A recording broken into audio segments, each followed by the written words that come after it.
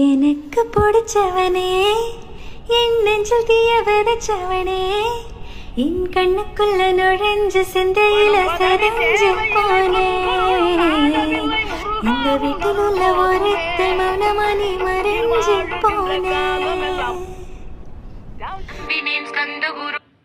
வெள்ளியங்கிரி சென்று சிவபெருமானை தரிசனம் செய்துவிட்டு போகமாமுனிவர் அழைப்பிற்கிணங்க பழனி ஆண்டவனை தரிசிக்க இந்த மருதமலை வழியாக வந்து கொண்டிருந்தேன்.